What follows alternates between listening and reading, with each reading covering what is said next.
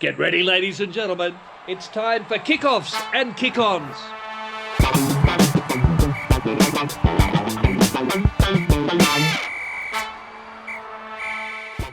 Hello and welcome to the KOKO. Actually, you didn't count me in there, Exactly Swoop. right. Sorry, go again. So that 3, 2, 1, go. Hello, welcome to the KOKO Show. Live from the Cathay Pacific and HSBC Sevens in Hong Kong. Gentlemen, Can you do something about that brim? what's wrong with it? Is it too low? Is that better? It's just lost a lot of shape. Yeah. What's going on with my brim? You sleep in that last night? I did. No, I haven't been to bed. Welcome. We are currently in the Captain's Lounge. We've just had a massive buffet feed. The dimmies. The dimmies. He's been wanting dimmies all week, and it comes on the last day. I know. It's meant to be, isn't it? It's almost like they came to me. I was trying to find them. They had to find me. They found And me. they did. They found all of us. They found you in abundance. You had about 15 of them. There was none left for anybody else. Gents, what a week it's been. Goodness me. It's been a week. It has. Discover Hong Kong brought us over. New stadium, Kai Tak Stadium, amazing stadium. Drew, jump in here. Tell me how awesome the week's been. Look, it's been a great week. What did touchdown on Tuesday afternoon?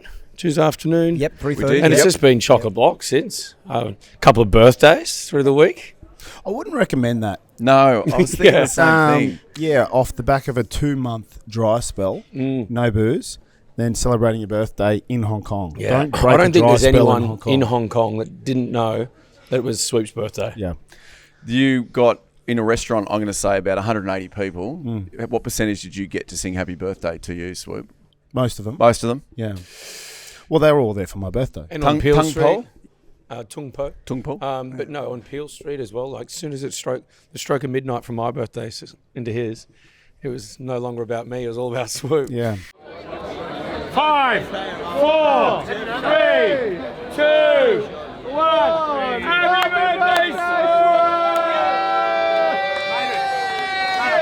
Happy birthday, Happy birthday to you.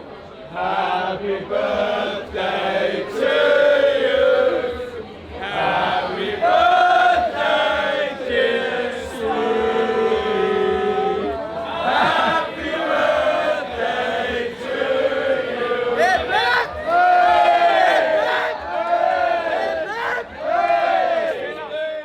So, yes, we arrived on Tuesday. We went straight into a show with Jim and Andy. You look like you know that character in the children's book, Grug? Oh, Clark, yeah. Yeah, like it's Triangle Head. Yeah. Yeah, I know the one. Yes, Tuesday we arrived. We went straight into a show at the Hong Kong Football Club with Jim and Andy, which a roaring success. I think we can all agree. Andy Goode, just for those who Sorry. are on first name basis. Well, we're tight with them now. World's biggest podcast, and then us. Show went well. They embraced us, the crowd, and what a lovely group of people that assembled there. Just salt of the earth people, working class, blue collar. Blue collar, yeah. Anyway, we actually had a lovely time at the Hong Kong Football Club, and we caught up with the boys, right? So, obviously, British and Irish Lions happening later on in the year. There was lots to talk about. Often we debate, Northern Hemisphere, Southern Hemisphere. Yeah. We full-on debated these blokes about which brand of footy's better, and we sat down with them. We did, and not just rugby lessons. We learned a lot about life. Even colonics, different types of stuff that Jim brought us into his world. I think we could probably all do with a clinic after It was very enlightening. Absolutely. Right, let's have a look at it now. I think we've got it here. Yeah, I've probably set up who we're about to talk to on the podcast, knowing how professional I am. These two gents are genuine pioneers of the rugby podcasting game. I'm going to say they are the founding fathers. Oh, yeah, they'd be in the Rushmore. They'd be definitely on the Mount Abe Rushmore. Lincoln and George W. These two. And we have them on our little podcast. This hopefully is a little bit of a kick for us. The rugby pod fans that see that they're on our show. Stop leeching, Prof. Just say that you're happy to have them here, and there doesn't have to be an agenda. Keep going. Keep going. Goody's No, not got a mic. yes, I love this. yes, Goody's not got a mic. Where's the mic? Without you guys, we wouldn't exist. So God bless you both. Now we watch the Northern Hemisphere rugby very closely. These guys all played in Europe, all made a dent up there, and we do a little segment on our show called the NHL's Northern Hemisphere Legends. Part of that, we cover the Six Nations, gents. So I want to start. Tell me how you're feeling, like how you are, if you're good. But also, I want to start this by asking, why does every broadcast of the Six Nations start with the greatest tournament in world rugby? Because it is. I'm joking. Should we do an intro first about like why we're here? Nah. No. Yeah. Okay. No, James. Because I figured I'd done that before we got into No, here. but more so because we're in Hong Kong. This is the calm before the storm. Okay, yeah, you can do That's that. why. It's Drew's birthday. Yeah, Tomorrow. Basically today. And then Adam's. Sweeps. When, Adam's when's your Thursday. birthday? Oh, there we go. Okay, so The following I just Thursday. wanted No, to the get very that in next day. early. Oh, the next day. Okay, this Thursday. Oh, it's going to be a loose week, gents, isn't it? Gits, when's your birthday? Maybe next year. Every day. Yeah, Every day is I'll go Gits' next year. Birthday. So thank you for having us on what is a special occasion. That's what I wanted to say. But Northern Hemisphere Thank you for Rugby, the Six acknowledging that, Jim. Nations. Yeah, I Big just Jim. get out. Happy birthday. I love you, mate. Yeah, let's see how we are in 2 days. Andrew, Six Nations, greatest tournament in the world. I think I might have said that 25 times Yeah. over the last 2 months. You also said you're a Scottish legend, though, right? No, my Uncle Hamish said that after a near victory loss against, what's the victory loss against New Zealand? 48 points to 6. There we go. First and foremost, great to be on the show. We've watched from afar, but we have chats, don't we? And Gits and Jim and I, we spoke a couple of years ago. It's great to see you boys flying. I love the content. The name's all wrong, though. It should be the Wallabies. I'm still convinced. He's big on the Wallabies. Oh, it should be the Wallabies. Just leave that there. Or just the boys. Hold it. We can share a mic over here.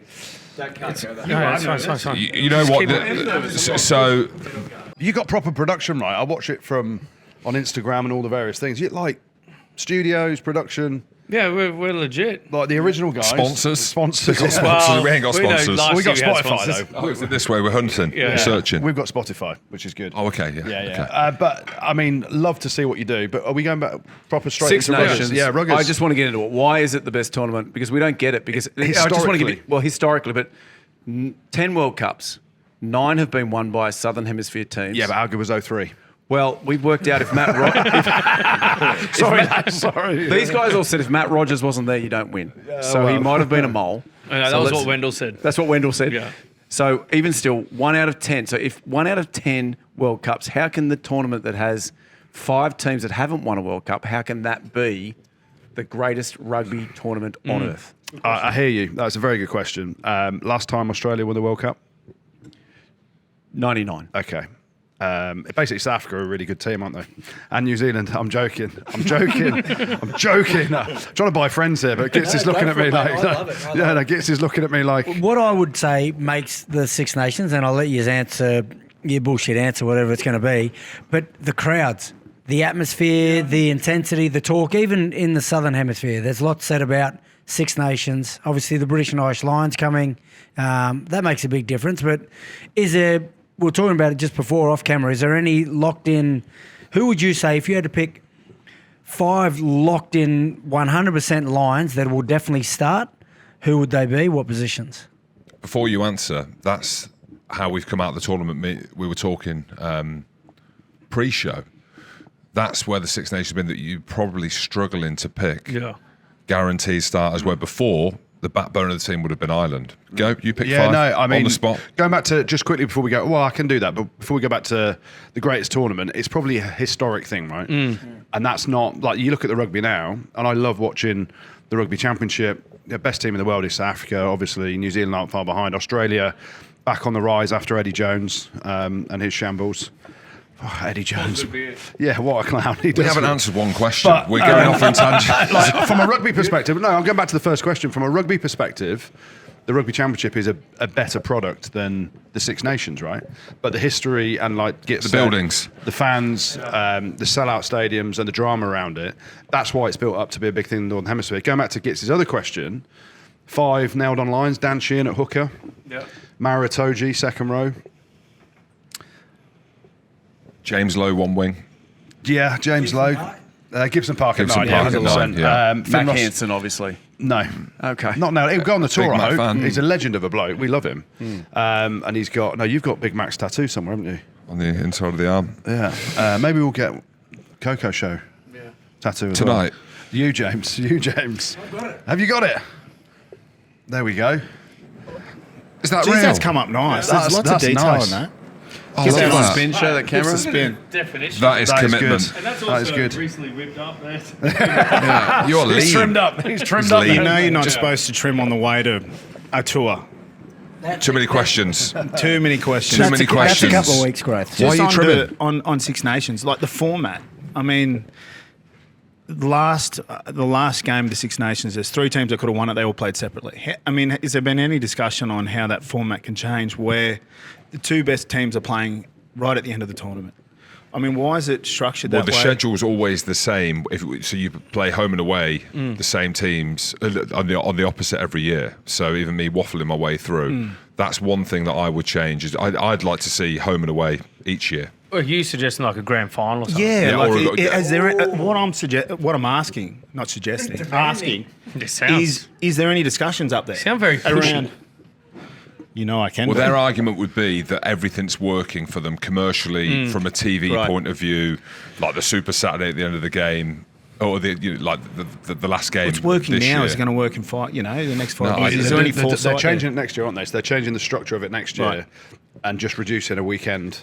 So instead of having 2 fallow Fallow weekends, weeks, yeah. so now it goes 2 games, week off, 1 game, week off, 2 games at the end. And like it's different to you guys when you travel to South Africa and Argentina and all that stuff. When for the Rugby Championship, obviously Australia, New Zealand is an hour and a half The other flight or change, whatever. proposed change to the format is perhaps like the winner of the second tier Six Nations, I want which it. has been Georgia for a very long time. They've won, I think, 8 or 9 8 on the straight, spin, yeah. right? 8 on Yeah. the spin. To play a promotion relegation against the bottom placed Six Nations side. What are your thoughts on that? I know that commercially that's probably where the big thing is, like broadcast rights and TV deal and all that sort of stuff. Like, but do you think that there's some merit in like rewarding the success of the second tier nations? 100%. We're Yeah. talking about growing the game across the globe. Yeah. There needs to be that, for me, that pathway. I look at Argentina in the Rugby Championship, right? When they first joined, all due respect, they weren't great, were they? But their level has elevated by playing Australia, New Zealand, South Africa, 3 of the best teams. They're saying the drawer Yeah. in Super Rugby the Yeah. same. You see them starting to develop. And this is the problem with rugby where it's certain countries and the big teams get protective over their own little slice of the pie. Yeah. And they're worried about the commercial aspect of, like, Wales are in trouble financially, right?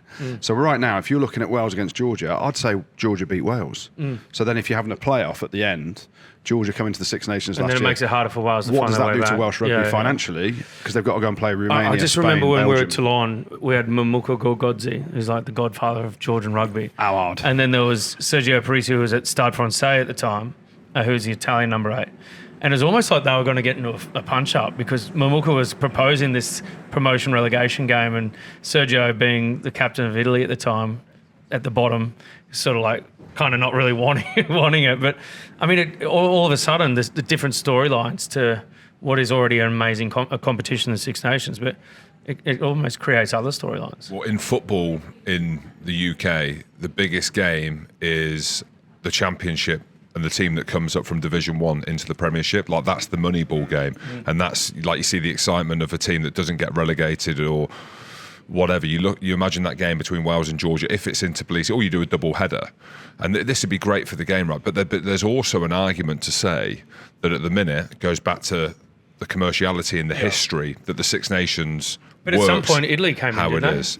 Yeah, Wasn't it it's- 5 nations? Yeah, it was at some point? 5, yeah. Yeah, Right? of They went course. 6, so like... Well, of course, yeah. And Georgia has a massive... South Africa keen as well, apparently. Yeah, of course they are. But Georgia have a massive fan base. You mean Scotland or... Oh, no. Well, that team as well, yeah. Yeah, but Georgia have a massive fan base. They've got some great players. Richard Cockrell, our friend, Graham Wiggsvilly, Graham Roundtree was at Munster as well, coached Georgia. But it's trying to find, I don't know, another window to put them in. But there's a big debate for that now. There is a massive debate. And for me, the big thing about it, sport, fans love jeopardy, right? If there's no jeopardy in sport, why are you playing it? Like, we all play to win, you know, and you need jeopardy in it. So if there's this whole protection racket around, you're never going to get relegated, at some point, we need to change it where, you know, imagine the playoff game, do a 2-legged playoff game. But again, it goes back to fixture secretaries and global season and all that stuff. But then you could argue, what about Fiji and Japan in the Rugby Championship? Same kind of argument. Whoever finishes Or do bottom we of that. expand to... Like, do we expand to a Six Nations? You know, include Fiji and Japan. And, you know, Definitely. We need a global season. We Yeah. need a global season, don't we? Can I just finish on this with the, not that we're finishing, I'm not hosting by the way, but just around the Six Nations, I think because we've played in the tournament, I played in 10 tournaments, not that great, but still played in them. But I think geographically it's a lot closer than the championship. There's a tribalism, there's deep history between them teams, and maybe that's like the perception when you're up there in the northern hemisphere and it's cold and there's nothing to look forward to. You get to January, February, March, it is the Six Nations. But I love the championship. I love the way, even when it was the Tri-Nations back in the day. I think also if people say that it's the best enough times, and people are going to believe it. But that's what we got to do. So it's gone, apart from Goode, we're hyping up the game. Everything's good. Everything's great. This game's great. This is good. This is the best. I think that's what we're doing here as well. And you mentioned, it's a nice segue for me. You were talking about hosting the show. You're not hosting the show. You did host a colonoscopy.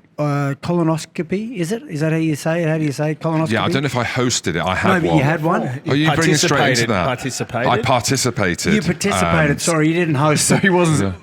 Ladies and gentlemen, welcome to somebody else's colonoscopy. Thanks, No, but there wasn't a nice segue into it at all. I just wanted to bring it up. Perfect. So me and Gits for reference. Okay, I just tried to use the segue. We're men's men on here, right? Yeah, that's okay, it. Andrew, you're going to need this very soon. We were oversharing. I was saying to Gits that I had a colonoscopy, and David was there holding a rag just in case anything went wrong. It did go wrong.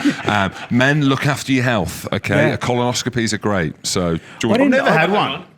You've had one. How was it for you? Did David have a rag for you? Yeah, no. So I went in with a mate of mine, separate rooms obviously, but went into the reception. There's this gentleman there, nice waxed arms and forearms, big fella.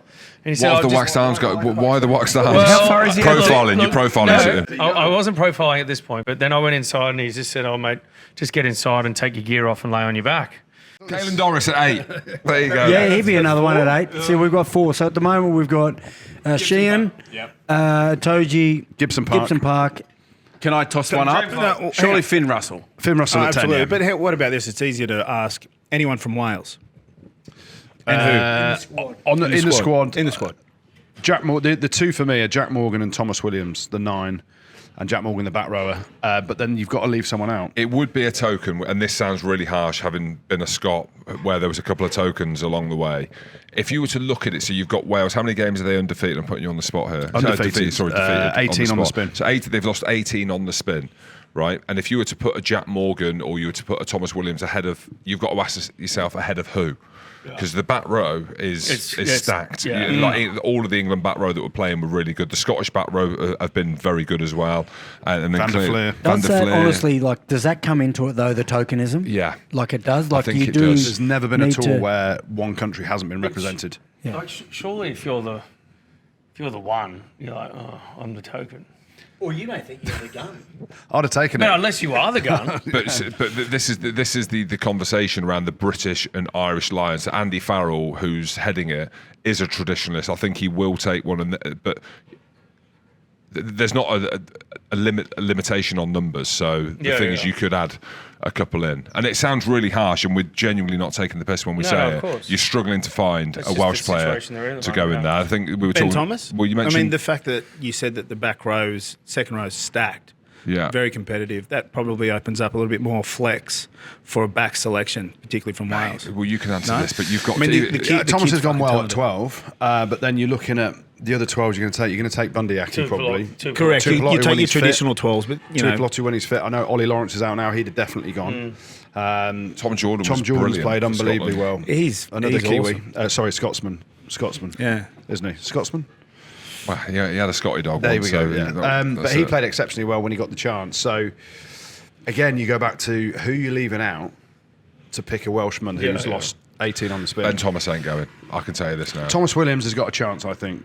From a scrum half perspective, I just think- Gibson Park's nailed on. Yeah. And then you've got Ben White from Scotland, you've got Mitchell from England, who didn't play that well until the end of the tournament.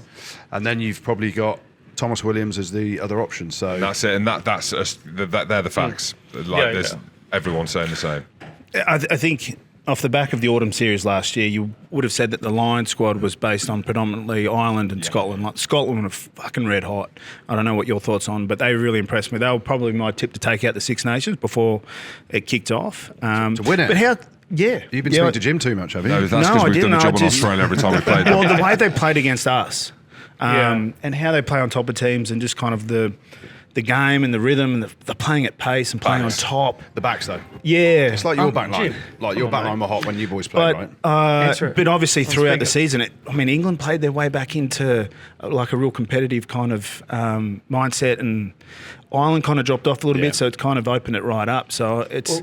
Well, I was going to say that. So 12 months ago, everyone would have thought Australia's going to get beaten 3-0, right? Yeah. By margin. And then after last year's autumn series, where Australia did a lot better than I think everyone was probably anticipating, everyone's like, okay, hang on a minute, it's going to be 2-1. It could be 2-1. I also think after the most recent Six Nations, I feel more comfortable from an Australian perspective, because Ireland weren't as impressive as we thought they were going to be. Scotland certainly weren't. Wales haven't been, and England started poor but got better. Yeah. But I just think in a 12-month period, Australia's stocks, in terms of perception, of course, could be completely different when you go out and play. But I know, I just think there's been a big shift in terms of like what could happen in this series. Yeah, did I call it early? You did. Can we just get that? Can you just put that out there to the Australian masses? You did, yeah. Ridiculously, I said something about a year ago, and I was like, could we change the Lions tour to go to South Africa because of the state of Australian rugby after Eddie Jones? That's because me and Eddie, not a fan. And he ruined Australian rugby, right, for a period of time with what he did and the World Cup and all that stuff. But I love how you're using your agendas to... Well, just Eddie, mate. He's a clown, isn't he? Ousting people. There we go. What did I let's stay positive. No, I'm saying now, you watch Super... I watch Super... I watch a load of rugby. You watch Super Rugby. 4 teams in the top 6, is it? Yeah, 4 teams in the top 6. The Australian team that came over... beat England at Twickenham. You've got players like Suwahili, you've got Jorgensen, Will Skelton will come back as well at some point. Karevi, is he going to come back for the Lions tour as well? Maybe, Korobetti, so you've got proper athletes that, coached by Joe Schmidt, can do some real damage, and he's got intel on how a lot of the Irish boys play. So now it's like, a year ago you'd say, well, it's going to be a walkover. Not a walkover, but you'd expect the Lions to win 3-0. Now I don't think you can call it. On that, we've had that question, I guess, asked of us over the last 12 to 24 months. How are you going to compete against the Lions? How we answered that 12 months ago is completely different to how we answered it post-autumn series. Wallabies kind of picked their game up. Joe Schmidt has turned the team around into a more competitive outfit. I want to pose a bit of a question or scenario to you both. Ooh. Andy Farrell's come up to you blokes, shoulder tapped and said, fuck the podcast off. I want you blokes to accompany me to Australia in this Lions series, assistant coaches. Because the thing is, for me, not now social coaches, social. I'm just social, mate. You can there's always time for that, but it's the only way for the Lions to really compete and win a series is how they kind of bond and come together, right? Because you don't have much prep time, play time, and obviously off the back of the Six Nations. What's the number one thing, or what are you putting in place to get the boys tight? Is it the fact that you're prepping well, you're getting over here early? Is it games going into the major series? What is it that you blokes can do? Session. What influence can you two blokes have on it? Yeah, well, we know that there is an old school element to the Lions. Well, anyone you speak to, there's an old school element. It's underpinned by bringing everyone together, and a lot of that revolves around having a drink together. But times have changed. Like, the lads are a lot more professional, aren't they now? So I don't know how we do, but they'll do that. But Andy Farrell's like an old school. Yeah, he's old school. So he'll know that there's an element of that. But I don't want to. Like rugby league old school too. Yeah, you can't question. With him, he was proper hard man. You can't question the athleticism or the talent of each individual in that squad. Like, it's going to be brilliant. Yeah, it's like how they play together. But it's right? having an identity. Yeah, having an identity, but also it's the point that Drew mentioned. So before the Six Nations, like, you were like, Ireland are going to win this. A lot of people tipped Ireland to win it, and Ireland have underachieved, really, not just with the results, but how they've played. Scotland were underwhelming in the games which we thought they were going to not necessarily win, but the Ireland game they got annihilated in.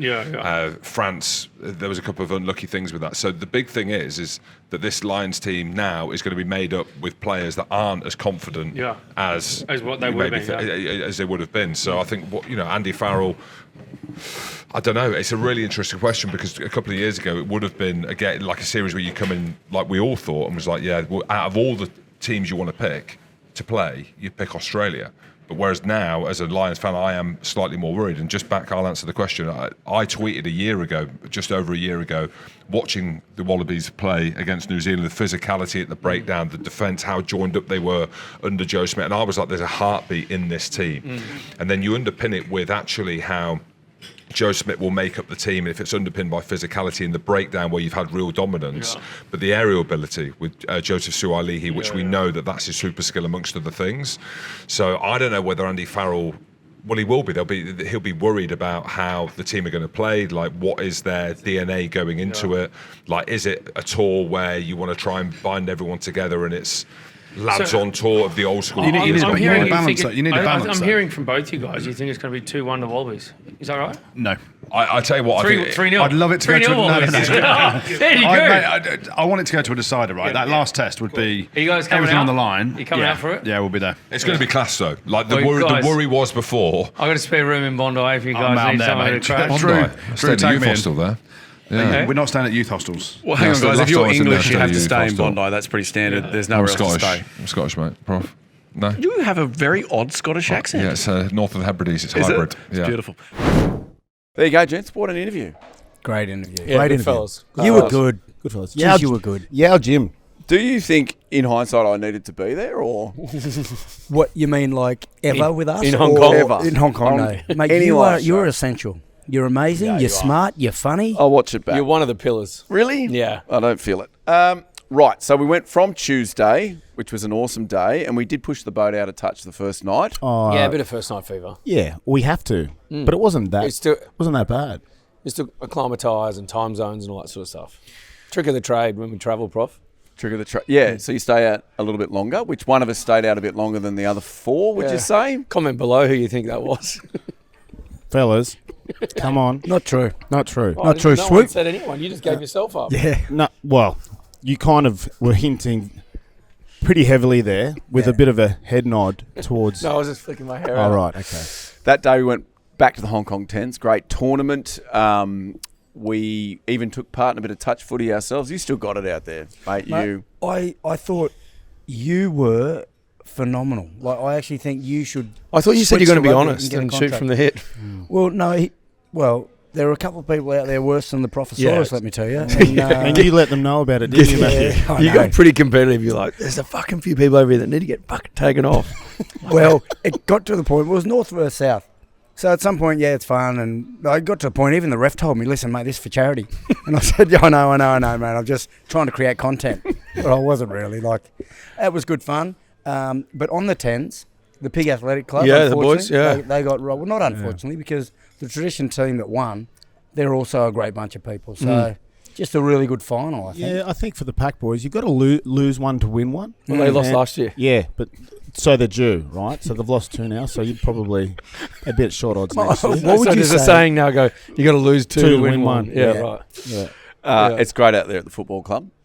Recommend that you get out there Yeah. and have a look at it. Yeah, The great spot. Tens is- Great people. Then we rolled straight from that into Drew's birthday, which what a spot that was.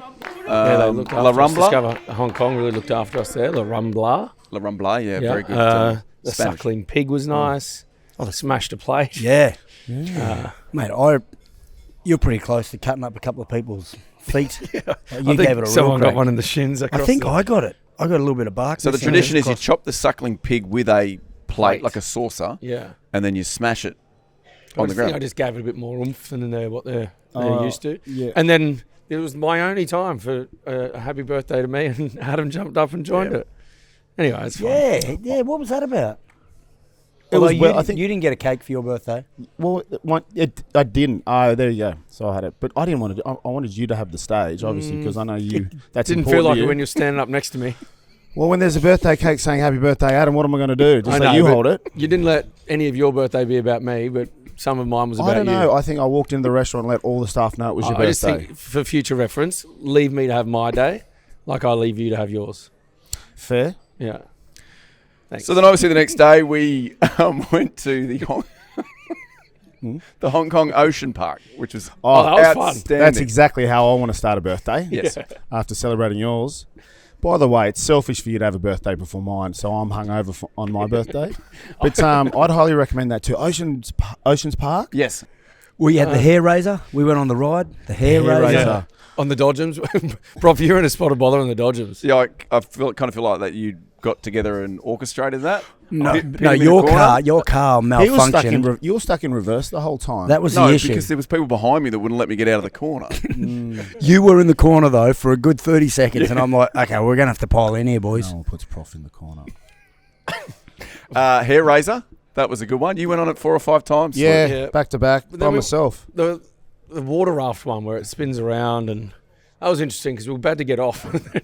It swoops view to my feet.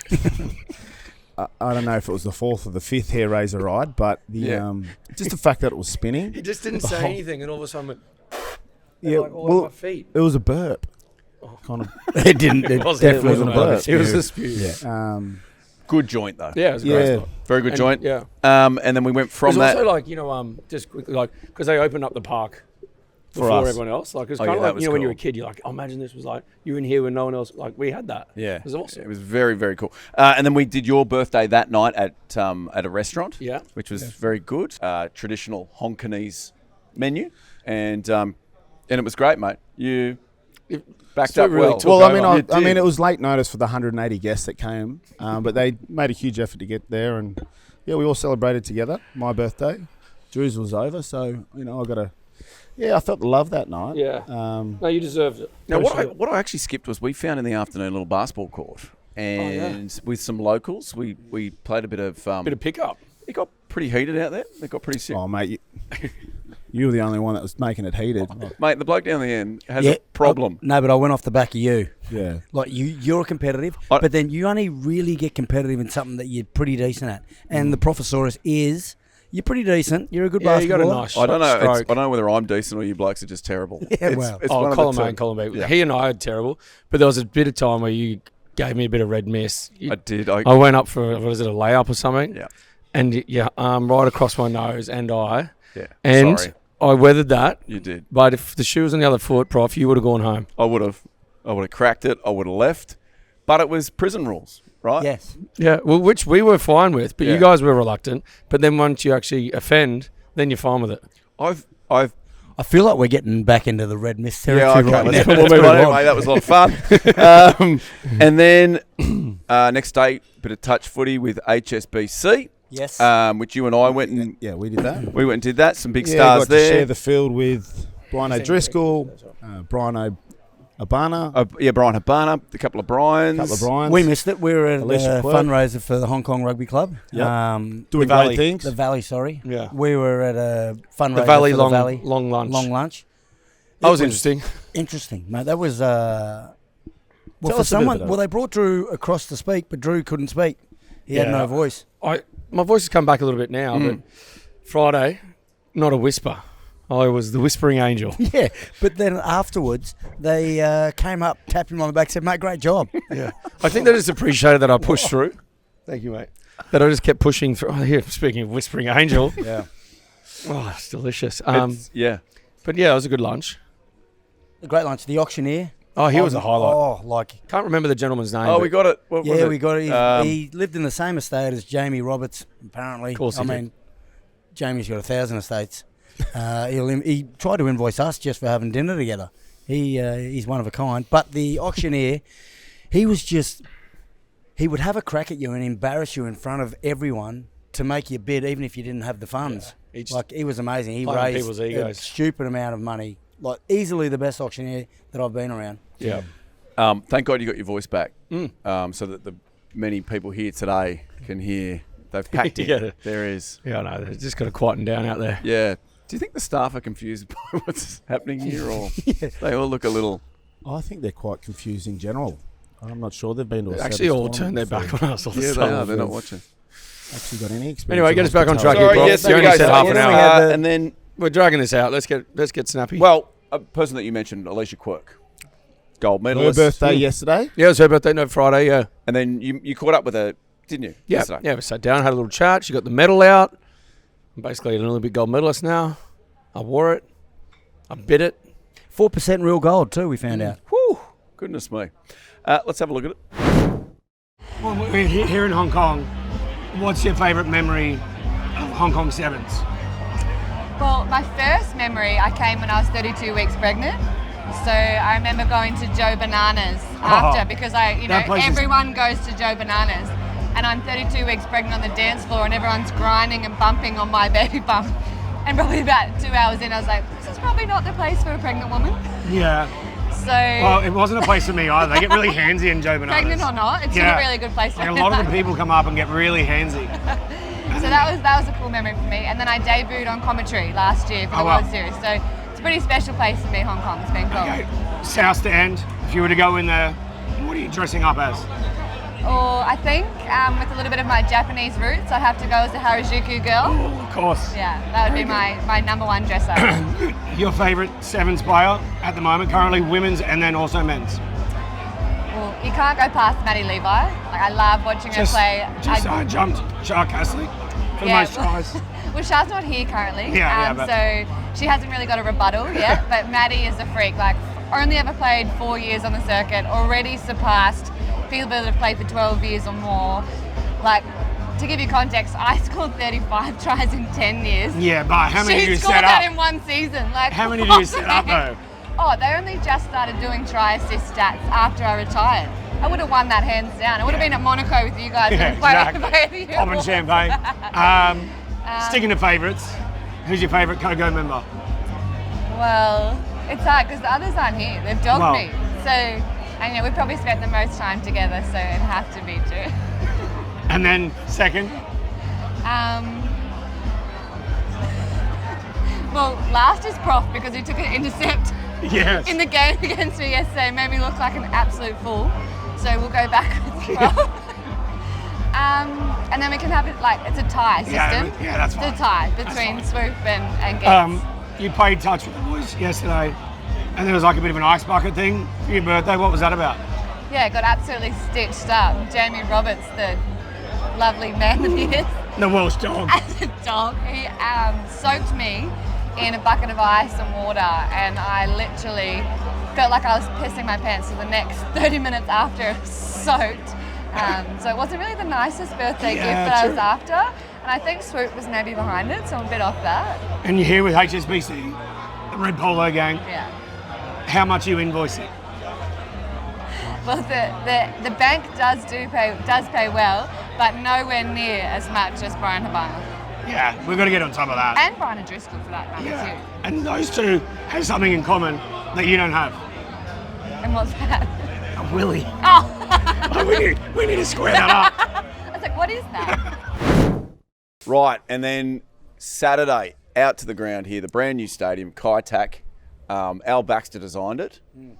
Every detail is perfect. No, it is great. We saw Al after last night's play. Jeez, he looks He's fit. very proud. And so he should be. It's a great stadium. Amazing stadium. And we didn't realise, but the South Stand was going off and it was dress up. So next year, boys. Okay, we must have missed the memo on the dress Yeah, up. we will get dressed up next year. Next year. Get into the South Stand. But we still went in and we met everybody, and it's still a lot of fun, that South Stand. Well, it's not overly fun until you can start getting a few drinks on board. We came in halfway through the day, sober as a judge. That was a tough carry for the first couple of minutes. And then you can get in the swing of things. It was a bit of fun. Been a few tough carries this week. But good fun carries. Yeah. Great And we'll carries. do it I know, every the tough year. carries are the Oh, ones mate. you want. Yeah. Because it's like, you earn it. Yeah. So I'm going to fast forward to tomorrow, to last night. We all had a great time. And then where we are right now, I know I've taken a long time to get here. It is now 9:30 a.m. Sunday. It's Sunday morning. The Aussies, they have made their way, both the men's and the women's, they've made their way into the semi-finals. Looking good. The ladies have... They're playing France. Yes. And the men are playing Argentina. Yes. Maddie Levi carrying on as she always does. And just back from injury as well. Yeah. Like straight back into it. So at this stage, 9 tries already for the tournament. She is unstoppable. Oh, I think Absolute weapon. they looked incredibly impressive. You know, their game against USA, we're able to watch it. Because we've been doing a lot of different things, it has been hard. As much as we're at the sevens, it's been hard to actually sit down and watch a big session of the rugby, but we're fortunate enough to see that. We got to see the men win their quarterfinal against GBR, wasn't it? It was, yeah. Yeah, a lot of talk. Actually, talking to a couple of the boys when they came off, they were saying there's a lot of lip during the game. Like there's a lot of chat. when I played sevens, you had no room or lung to even get lippy. No chance. It's the darkest 7 minutes you'll ever play. How are they giving lip when it's just I you're don't burning know, the whole but time? I loved it. When they came off, they were all That's your thing, isn't it? Oh, I love competitors. Like, you love competing.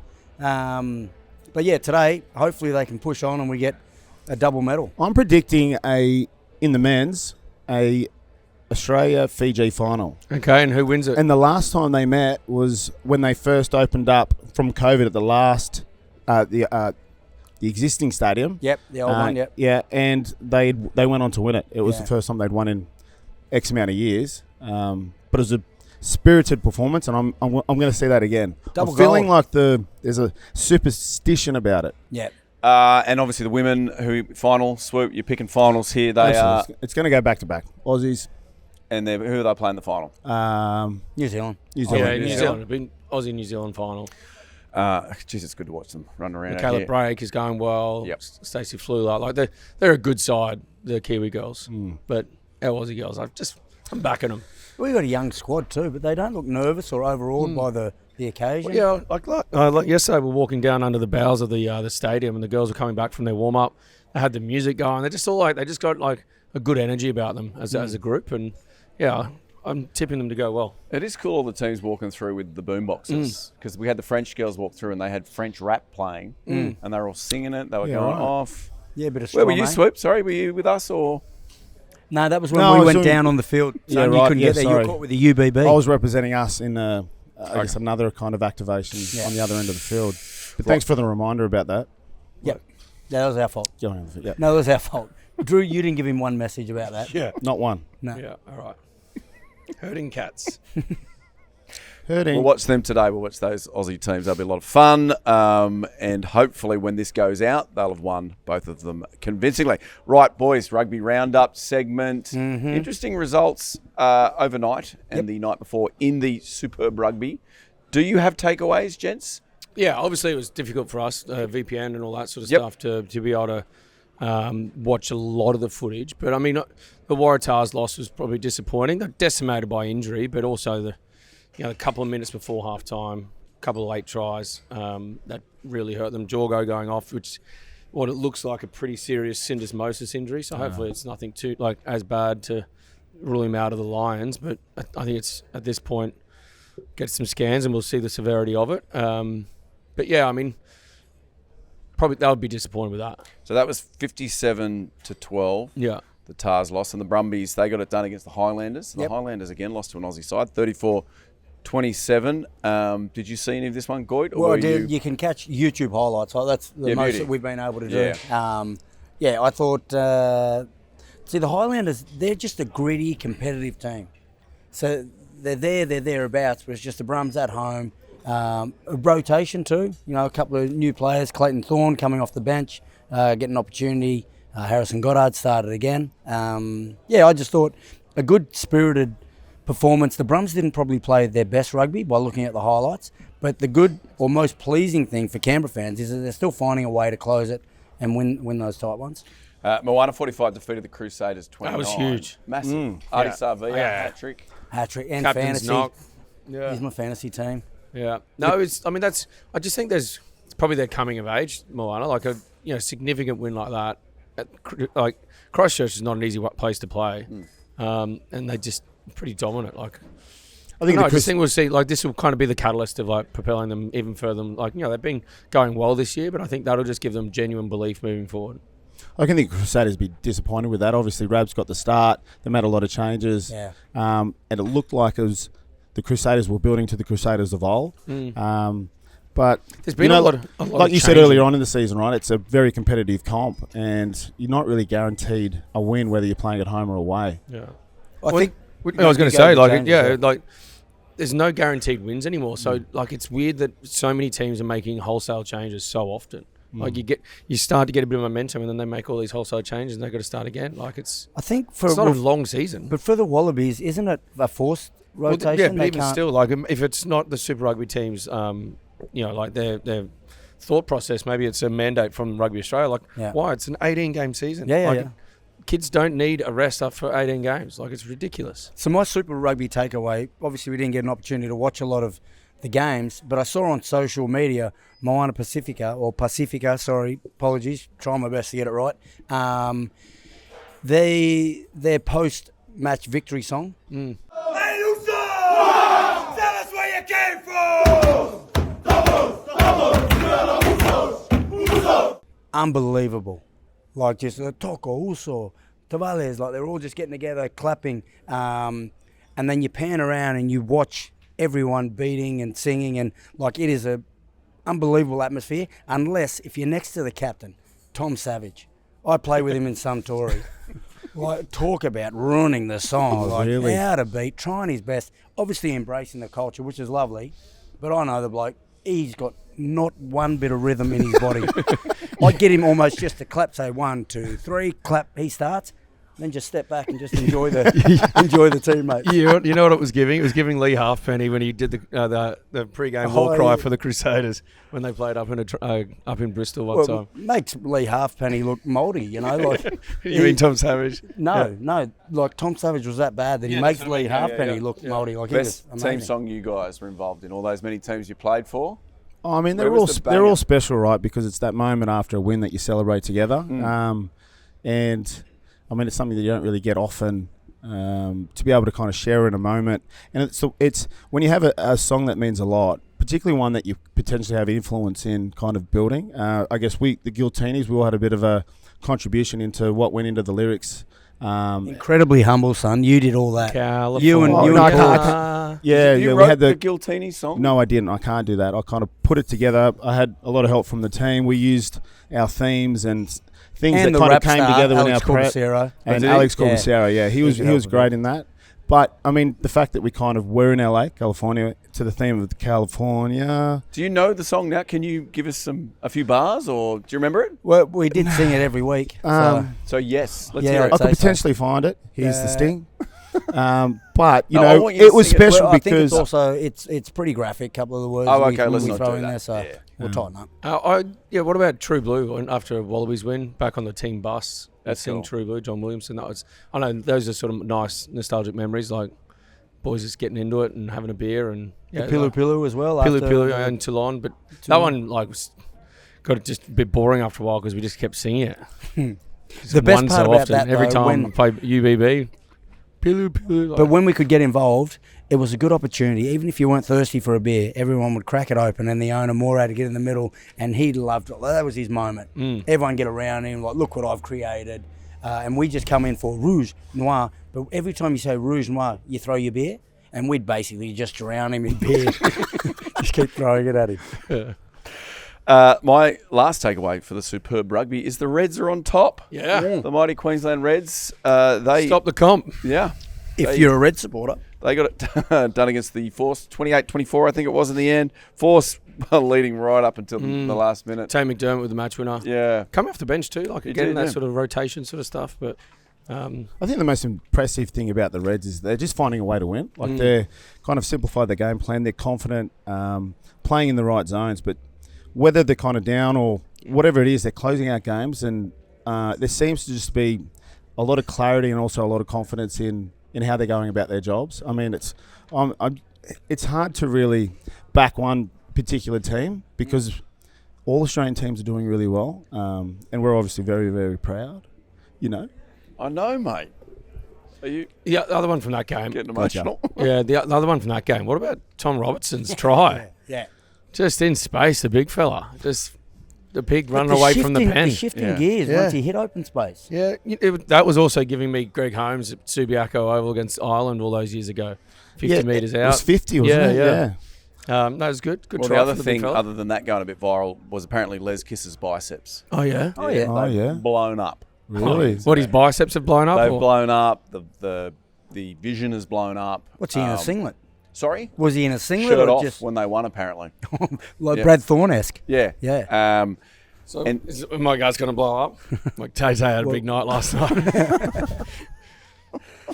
That might go viral. Yes, congratulations to the Reds. For Les, and we don't know who the Wallabies coach is, this has to be adding pages to his resume, surely, as they keep winning. Yeah, well, I mean, there's been a lot of chat about Stuart Lancaster recently. Like, can't say too much because if he is the head coach, we want him to come on the show. But yeah.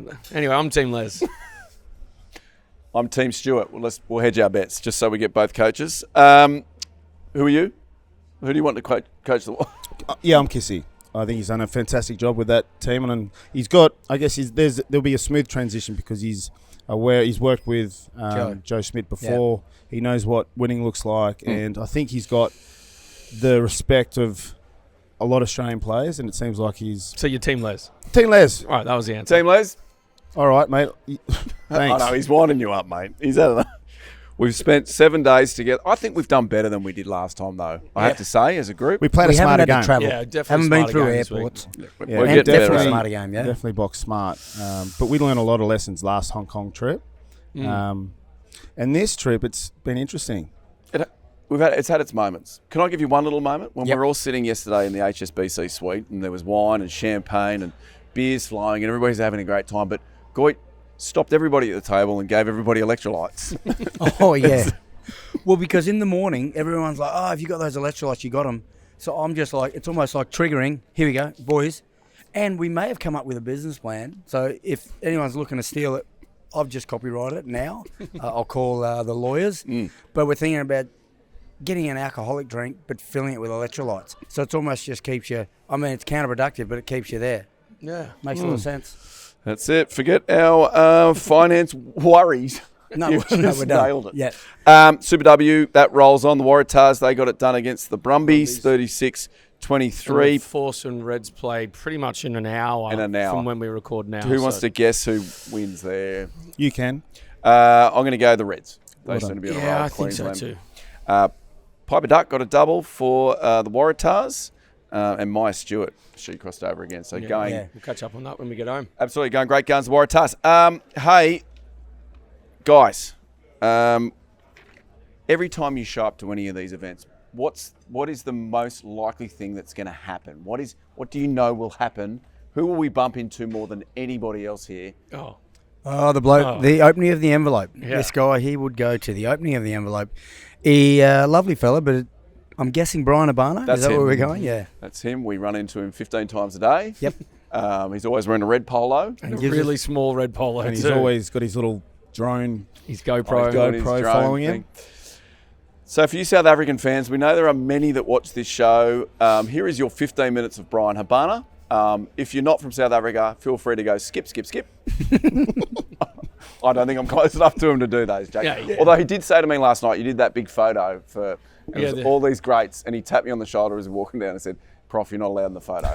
Perfect. I don't want to be in it. I don't want to be in it. All right.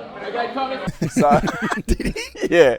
That's so good. I think Bailey, did we get that on? Bailey got it on camera. We'll delete that as well. So just a little.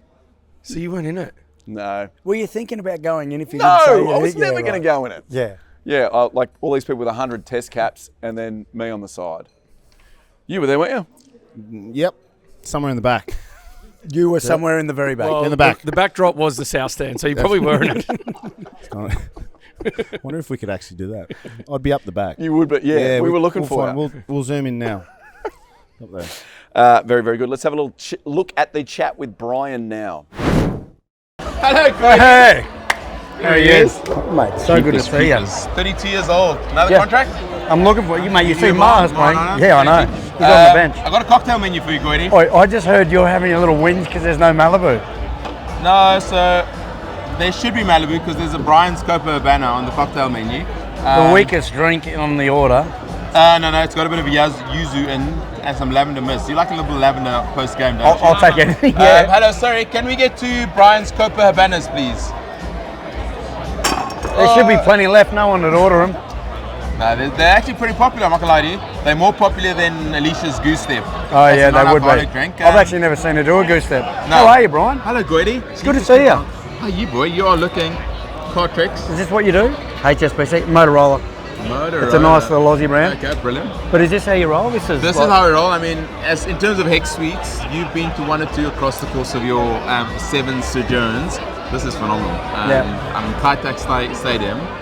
Cheapest group. I don't think, What's the best stadium you've ever played at? Like, It's good. Well, I would say SoFi was probably the best one as far as, like everything as far as the building. It's built underground, just the amount of cost that went in it.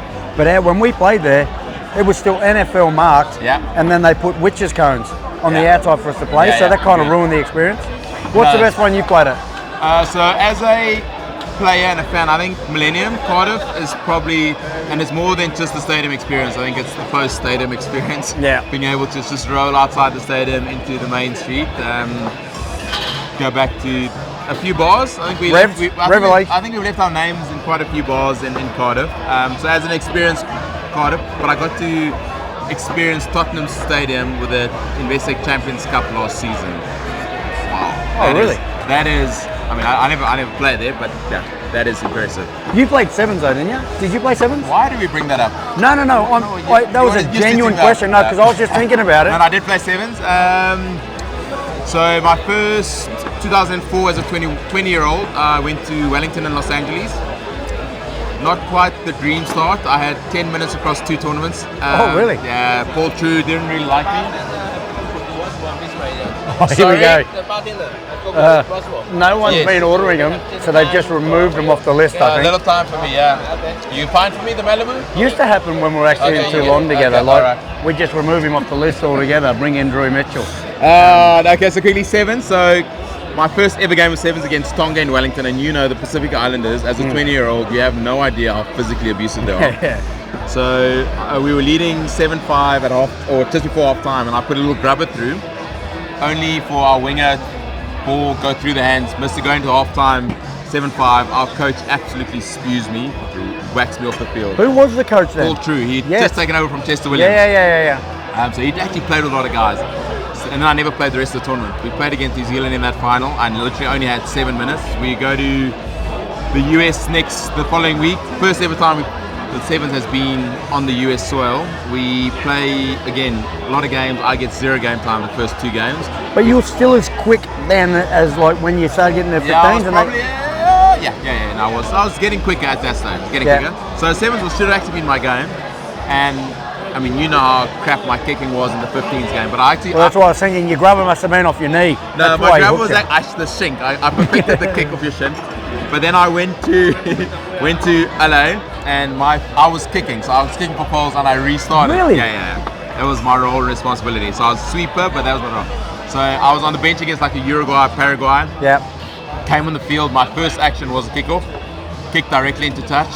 From that ensuing free kick, high tackle, yellow card, 10 minutes of sevens done. Oh, well, I think he was pretty generous to give you 10 minutes by the sevens. And then, so, I've got quite a few records in rugby, most advertised by Springbok, equal Don Lover's record in men's rugby World Cups. But one of the records I'm the least proud of, right, is the fact that I am the sevens player that took the longest from making their debut in a sevens tournament to scoring their first try 12 years later. Oh, that's right, because then you were qualifying for the Olympics. I tried to go for Rio. Was that in Vancouver, wasn't it? We went Vegas first and then Vancouver. But the try was Vancouver? The try was Vegas. Was it? First where you were flying, down the right wing, I do remember that. When Bernard Laporte said to me in front of the team in Grenoble, Quaid, Bryan can go, but you don't play good enough. And then, and then Quaid actually ended up going. Quaid ended up going. And then failed abysmally to make the squad. I wouldn't say abysmally. No. He's being humble, which isn't actually like Bryan. It's because the camera's around. So when did you get here? How long you been in Hong Kong? How do you feel? Wednesday evening. Jet lags kicked in yesterday. So I'm not gonna lie to you. I've struggled today. We had a touch footy game on top of Killet with the KOKO boys yesterday. Adam played, didn't he? I'm not quite sure how Soup's feeling today, but I am so sore. My groins are just ridiculous. Out of 1 to 10, how would you rate profitability in that? Because he said he took an intercept off Alicia and 10. Ran the length. 10 have Excuse me, mate. 10. Excuse me, mate. How would you give him? Out of 10? Out of 10... No. Honestly, I'd give him honestly, given the competition we were up against, I'd give him a 4. Yeah, that's probably generous. I mean, his intercept was literally the only thing he did. I literally did nothing the whole day. He absolutely did nothing the whole day. But to his credit, but yeah, so I'm very sore. And oh, hello, babe. Oh yeah. This 180. Can I come on his shoulder? He has like 180 squats at the minute, right? Jesus. Oh, sorry. No. You could bench 180 at the moment. No, I couldn't. No, You wouldn't believe it. Look at this. You've got the Bryan's KOKO Habana. No one's ordered it, so they've removed it. Yeah. There's no Malibu You would have left. had at least one over the weekend. No, 7 yesterday. No, I had 7 yesterday. There's the waiters are very excited about my KOKO Habana. It's because no one's been drinking them. Where is our order? What happened there? There, I don't know. My guy, what are we doing here? Sorry? Like as far as an ambassador goes. Sorry, did you order something? Sorry, did you want to? Sorry. Didn't you order we were together? It's coming, this thing? Yeah, so, Lovely. I mean, you Ngoi. should eat Japanese and Ngoi. Means thank you. I learned that. You learned a bit of Chukoi and Goi. Ngoi. Straight ahead, thanks. Dusty voice, Goode. Yeah, I know. It was worse yesterday. Serious. I'm loving the red. Looks good on you. This would what? 2XL? Are we getting the audio all good there, Bailey, with him? No, XL. No. I normally go large. Yeah. I've had to go It's a up small one fit. size. I'm XL as well. Yeah. But you've lost a bit of weight. Yeah, I have. Yeah. I haven't. Thanks for noticing. No, I haven't. I've picked up a bit of weight. What are you into pickleball now, though, aren't you? Paddle. Whatever. What's the difference? Pickleball is very stationary, and paddle's the only form of exercise I'm getting at the minute. Really? So I've literally not trained for 8 years. I've been horrible. I'd say 10 years actually, because even your last 2 years at Toulon, you'd only roll up for captain's run. 2016 was actually a good year for me. That's when I signed my extension, right? So 2-year extension. So Yeah. I was going really well, but I've been horrible. So I need to learn your card game. Oh, in the deck room. of cards. The deck of cards. Yeah. I mean, have you done the deck of cards? Maybe 3 times. And? It's not for me. But Too much cardio. I don't like cardio. yeah, but you can always change it. So Okay. if something's too hard, you just Is that ours now? You fix the Or suit. not? No, you don't have Coke in it, do you? Where? Sorry, are we getting a drink? So this is really. So I mean, I starting to really get the talk. shit. I really See, talk. Everyone's trying to see the arsehole that I know. Which one? No, I'm just being. I mean, Hong Kong's really known for its good service. And you're Bryan Habana. I get it. And my name's on the menu, so Yeah. this is really disappointing. Should we ever go at the Goode Let's rather special? go beer. What's the Goode special? Sorry. Well, I don't know. If you were to do a special, Mine would be a spicy margarita oh no, you're not going to find spicy with margarita. cayenne. With? Cayenne pepper. Pepper. Yeah, Like it's we good had for on your metabolism. avocados. Like we had on Yes, avocados. exactly that. That's the one. Sabines avocados. Yeah. Even when I went back to Australia, let's just get a beer. Let's just get a beer. still in Toulon. Sorry, can wants we me get to 2 ship beers, it over please? to him instead of him buying for it. Tied us on the most money at the club. Who? Oh no, this other guy I was talking about. What beer do you have? I'll let Mate, my I might guests have- choose. Do you have like a Guinness glass for the Guinness? No, they don't. They don't have Ah, a key. okay. No. We can go Guinness. I mean, Sapporo and Guinness. Also Cathay. Okay, well Sapporo for me, please. times 2. We'll go times 2 Sure, of love. Sapporo. I don't drink beer, but for this good man, I will. Talking about Sabine, I mean, when last were you back at the club? We went back there for that the 2015, the Hall of Fame, wasn't it? Oh yeah. Oh, and you got your jersey this year. Yes, that's right. Are you buying a watch? No. No, don't be that guy. Did you think they're nice? I did think they're nice. Oh, do you? Yeah. I think it's something like if you're a watch guy, it's pretty cool. Well, what do you think about Skux? He's back at Toulon. He's on the bench Listen, this week. massive respect. At 43 years old, my body physically wouldn't be able to do it. I think mentally is a big one. Mentally, you've got meetings, you get up and all that type of No, stuff. kudos to him. And I think he'll go well. Yeah, I think so. I as think well. he loves that environment. I think he is, you know how hard he trains, like yourself. And I just think he's both mentally and physically prepared for it. I'd love to know how his French is going though. Oh yeah. Ça va? Ça va quoi? Oui, toujours That's bien, his main toujours one. bien. Have you kept your French? A little bit, cheers, Bryan. It's great to see you. That's where I go Buffalo and he downs it. Okay, so this idiot always carries on about Buffalo, but he drinks Malibu. I'm drinking a beer now. Yeah, for the cameras. But like usually, Habsy's on the Malibu pineapples. That's my day 2 drink. But anyway, I'll do it for you. Okay. You know why? I'll go Because together you're a with you. legend and you've got all those records. I'll go together with you, Goode.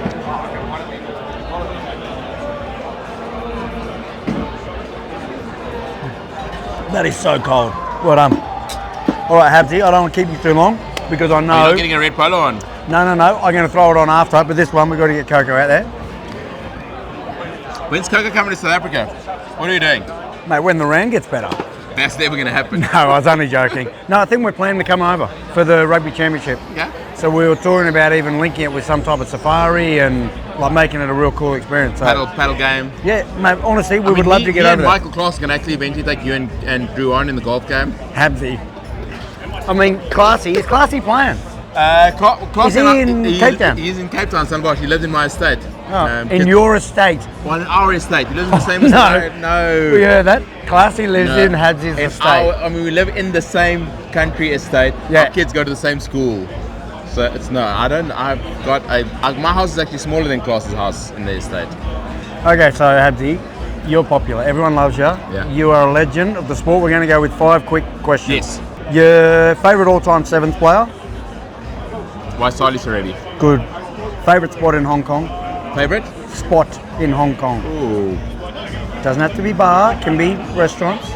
No, one chai, just because that whole area is just There's a bit of history. I mean, you're going to go Joe Bananas, right? No, I'll go Drew Bananas. I'll go back to the hotel. We'll have a couple of beers.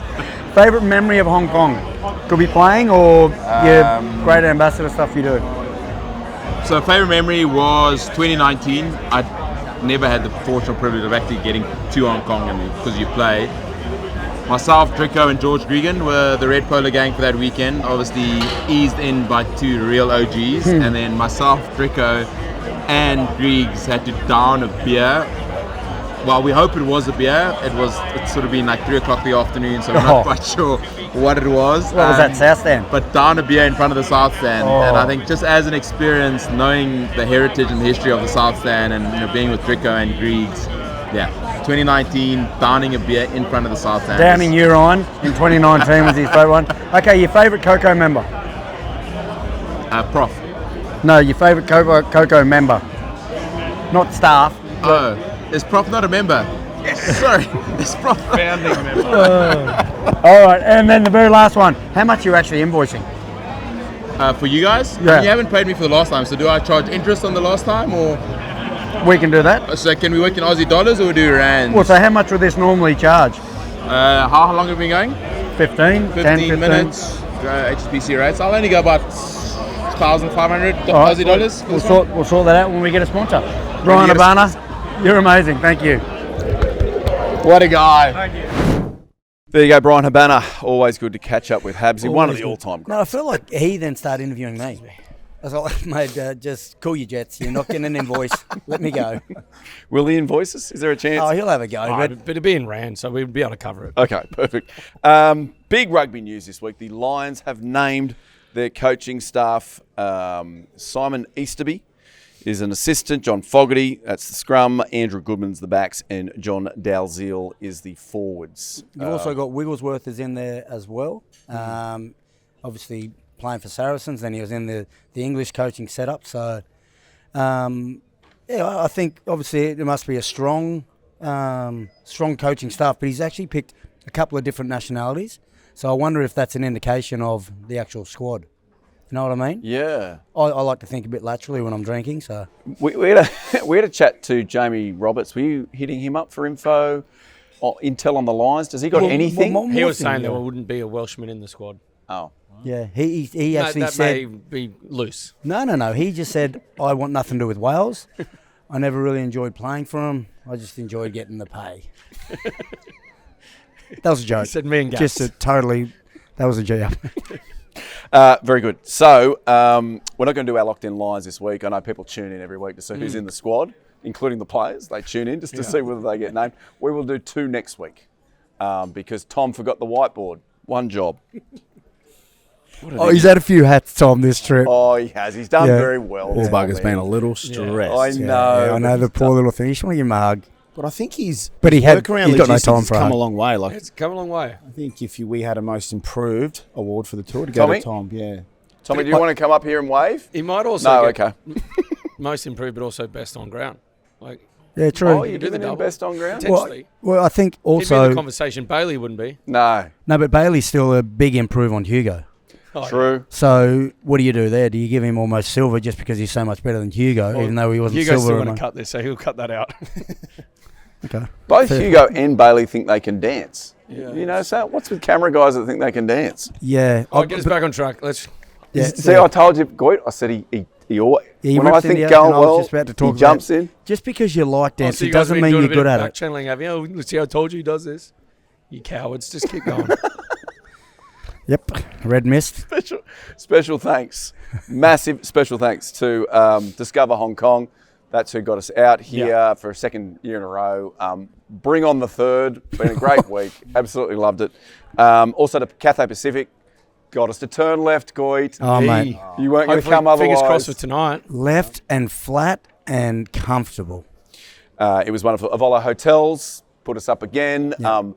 One of us got an amazing suite. Amazing. Tay. The other 3 suites were very good as well. Fantastic. Wonderful chat with Virginia Chan. She took us to dinner. That was great. Humour with a chance of fish balls. And what's not the quail? It was a I don't squab. know, mate. I can still taste the vertebrae. Yeah. That was a tough carry, that one. So that's going to... Frog thighs. Frog thighs. You're going to see that in the Carnage in a sec. There was basically a pigeon's head. Yeah, That was a tough carry. Goode ate. I prefer to not bring it up. Okay, sorry about that. HSBC, they've had us all weekend. They've been fantastic, part of the Red Polo gang. And of course, the wonderful new Kai Tak Stadium and the amazing people of Hong Kong. We have had a wonderful week.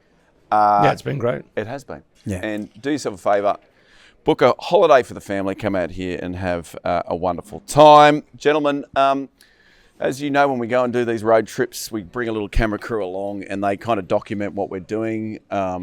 We call it the Carnage. It'll be an interesting one. I'm hoping we remember most of it. Yeah. I actually think this will be a more spread out Carnage than last year. It seemed like we just followed one person. Yeah. Who was that? No, Prof. Prof. Camera hog. I think, I'm looking forward to that. I think there's an emergence of some other holiday characters as well. We got a little bit more holiday Drew and holiday Gits. Proud of you boys. Yeah. Finally starting to rub off. Yeah. Well, Pioneers are proud. Swoop likes the Carnage package because he gets to watch things for the first time.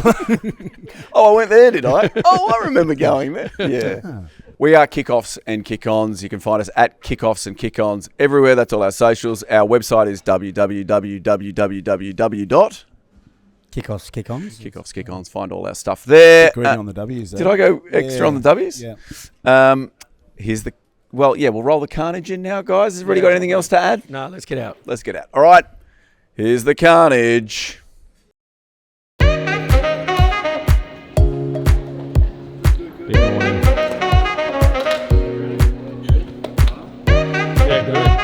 mate. Morning.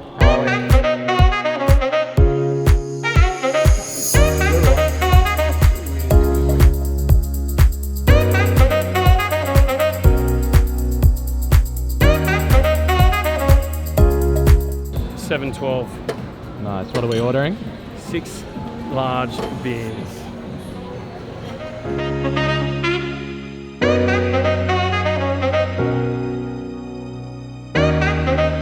Is to Hong Kong, eh? And what happens, fellas. And we're all in it on our own. Neither one of you two look me in the eyes when we cheers. Yeah, I hadn't finished my still toast. can talk. Yeah, mate, we're not in a rush, mate. Just relax. I don't remember. We eyeballs. We do.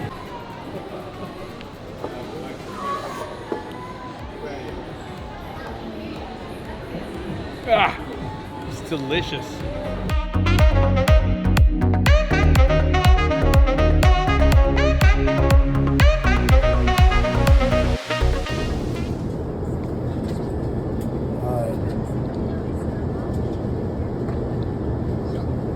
I'm actually going through the entertainment. It's actually quite difficult because there's just so much to choose from. What are you watching?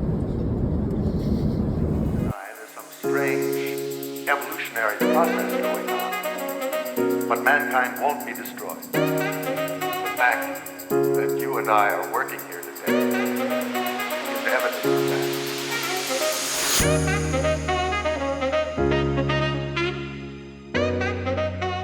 Hong Kong Football Club with Big Jim and Andy Goode. Let's do it.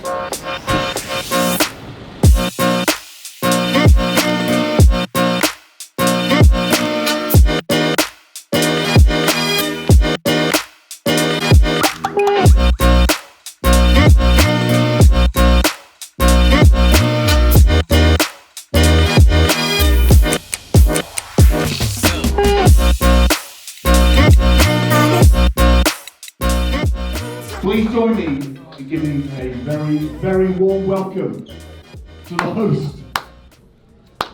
Hello, Big Jim. Hey. To the host of KOKO, the Professor! How many people here actually live here?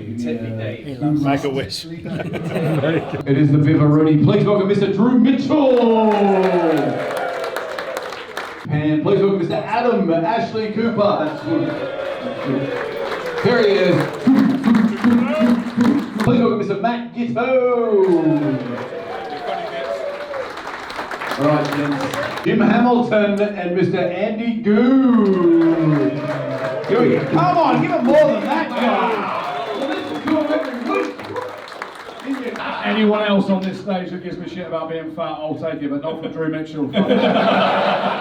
I did say we were What do talking you mean? What do you mean, mate? What do you mean? All by myself. Here's a question, guys. So we auction.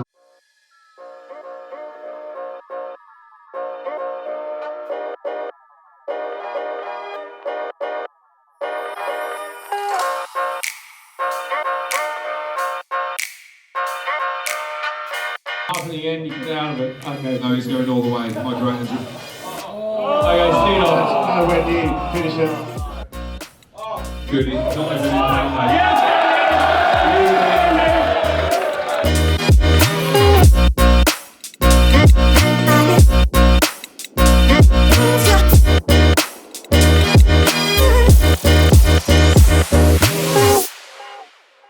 Well, here we are.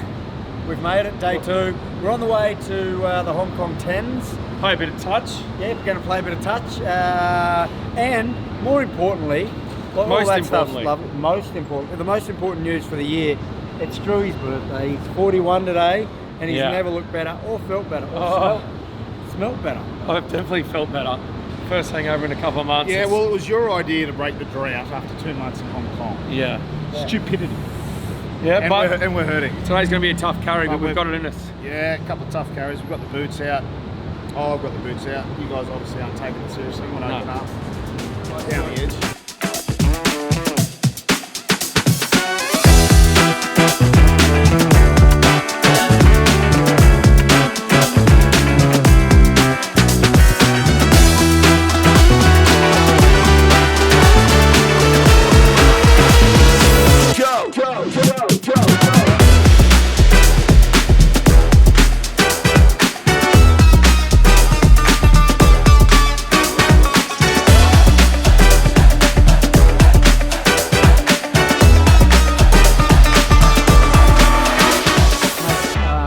Watching it now, obviously used to the 7s, it's pretty tight. Like it's closer to 15s than it is 7s. Certainly doesn't make me miss the sport. I'm glad ours is tough.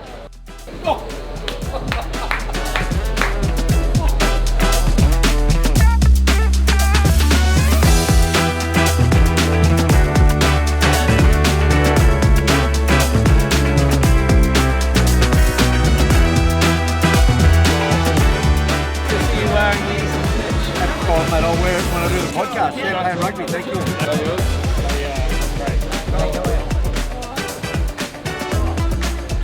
Mate.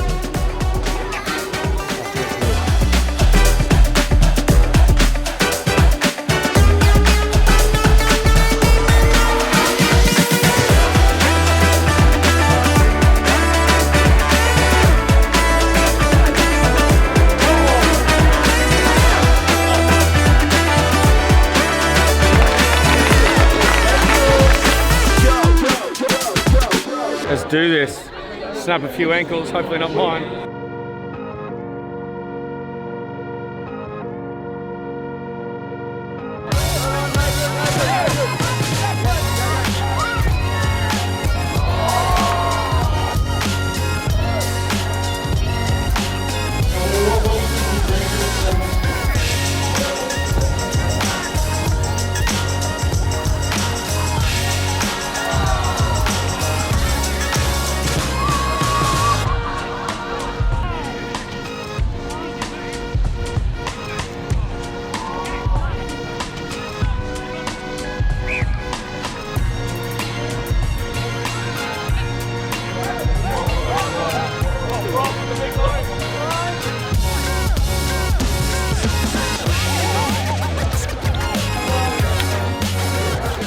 second half. Well done, guys. Good win. Yeah. We're off. I feel like I need to now. Yeah, it's a fun bag. Fanny pack. Hey, it's a satchel.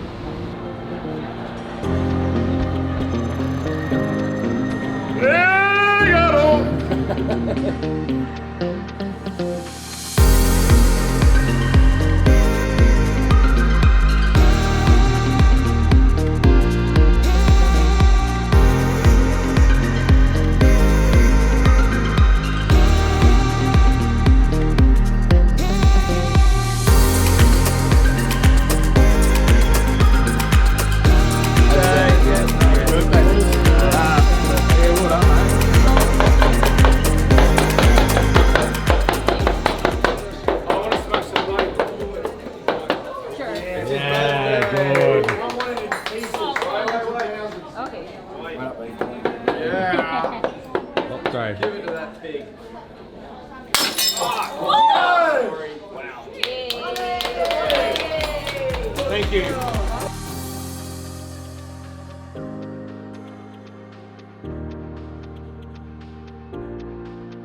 Happy birthday sa'yo ang inuman, sa'yo ang pulutan. Happy, happy, happy birthday. Nawa'y malasing mo kami. Hey! Ang kanan mo!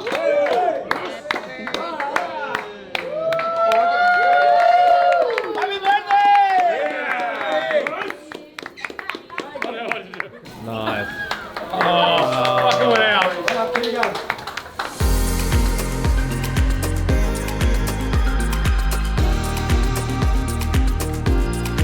Five, 4, 3, 2, 1. Happy birthday,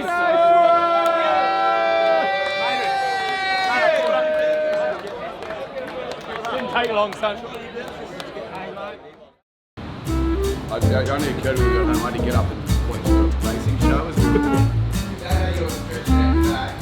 very early. Right, so come from here, come forward.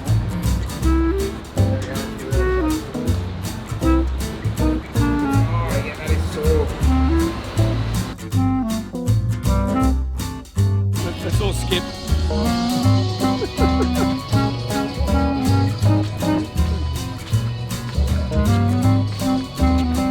I didn't ask me to skip.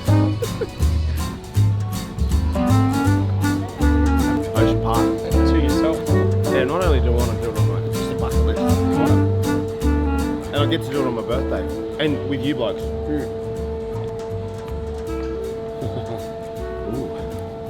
Okay, start swirling.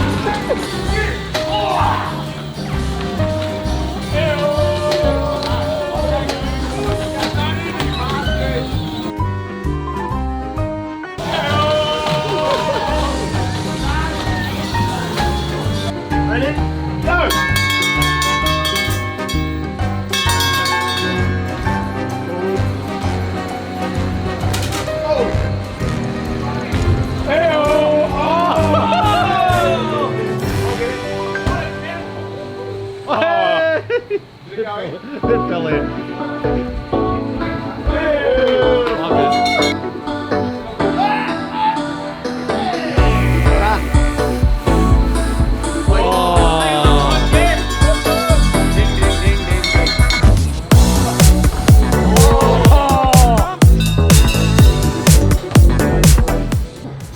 Could have a little sleep here. And away we go. And away we go.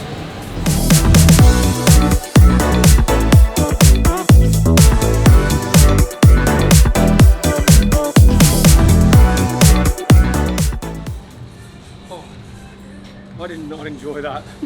My head was pounding. Were you saying for us to go again? Yeah. Fuck you, Bailey.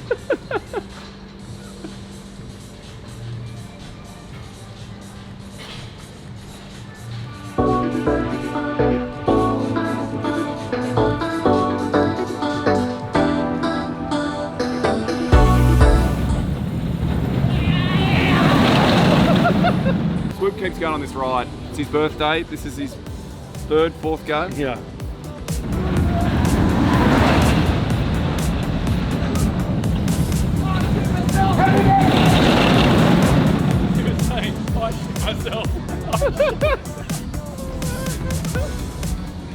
Best birthday ever.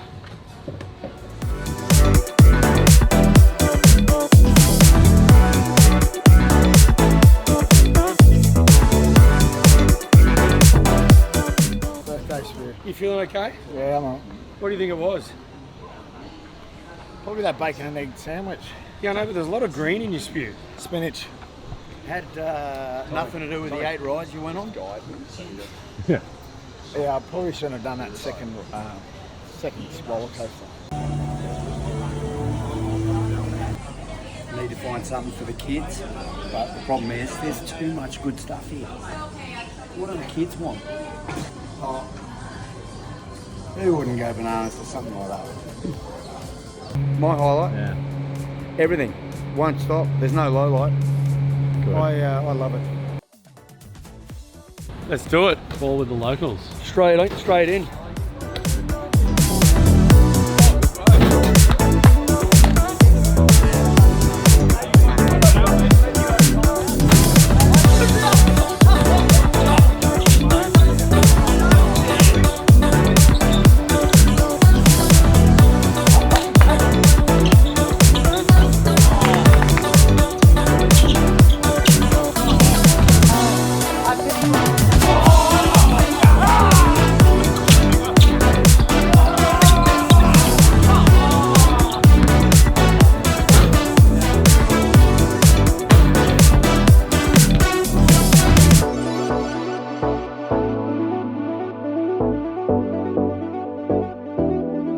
The Ovolo rooftop, the south side.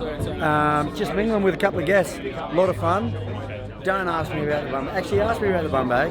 Whose bum bag is it? It's Swoop's. His birthday. I said, mate, you can't be carrying it, so I'm carrying it around. I don't like it. I don't feel good about it. But it's for Swoop. It's his birthday. Ovolo Hotel. Good fun. Hopefully a good night.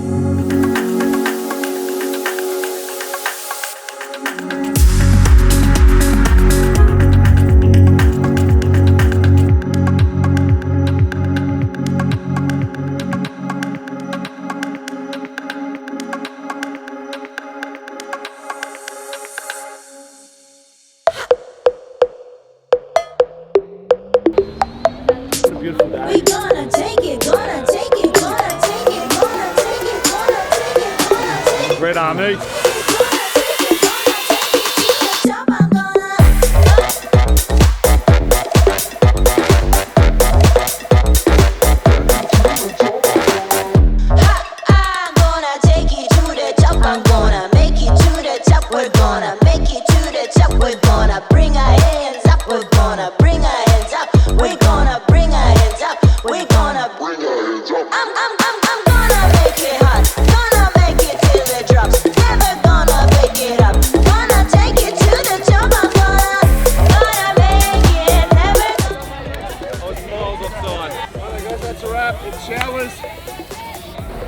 I thought it was a Bloody Mary, but it's actually healthy.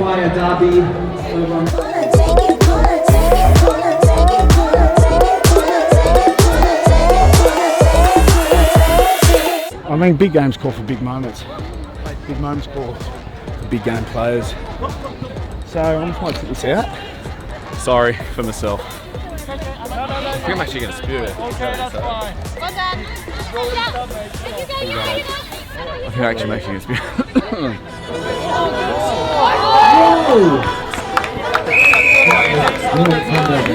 I'm sucking in big one, Swoop. You lactate? No heartbeat. Lactate, so it's feeling like lead. Just, and the humidity. Feels like Durban in February. Oh, is that what it is? Against the Sharks. Humidity. Nothing to do with the sherbets last night? Sherbets, unfitness, all the above, but I blame the humidity. Lack of water. And maybe just like general kind of fight and will and strength.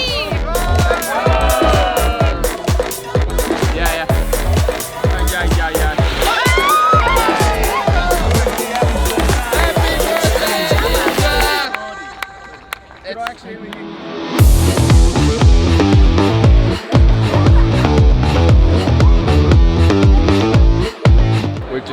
new stadium. Look at it. Wow, there's a roof. It's air conditioned because it's hot. It's hot. Obviously, I'm watching the football. Can you guess where Swoop is? Mate, it was a phenomenal lunch. I think a lot of money was raised, like 1.3 million Hong Kong dollars for charity. We were a big part of that. It was great, and they told me to give Swoop. Sorry, Prof. They didn't tell me to give you anything. Well done. But hey, Summer. What? Adrenicorn.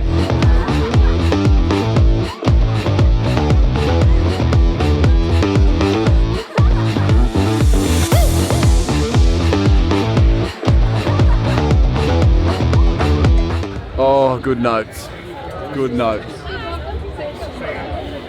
If the glass fogs, they say that you should scale it. Smells like a rat.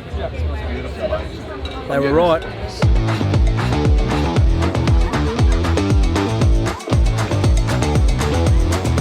We're watching the Australian Aussie Sevens men's team take on New Zealand, and at the moment the boys are 14 down, but plenty of footy left. Over to you, Drew. So much footy left.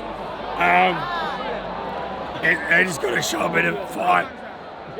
Dig deep like I do every day with my voice. Every time someone meets Drew, they think he's incredibly pissed just because his voice is gone. Everyone's like, how many drinks is he had?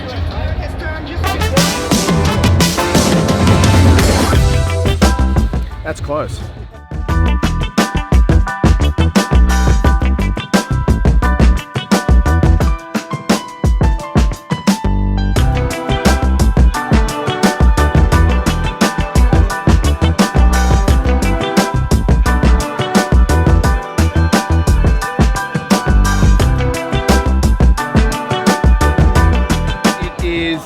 Friday night, we've just been out at the footy. We've had a lot of fun, but now it's time to have some dinner. We're about to sit down for a meal with Virginia Chan, who is from Humid with a chance of fish balls.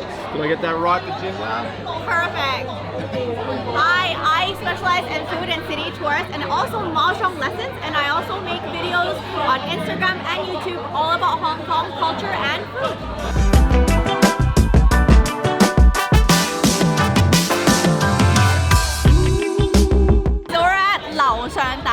They actually have a sister store that's called Lao Hao, which means downstairs, and it's a hot pot restaurant. Lao Shan means upstairs because we're on the 7th floor. They do stir fries, but kind of with a twist and a little bit more fusion.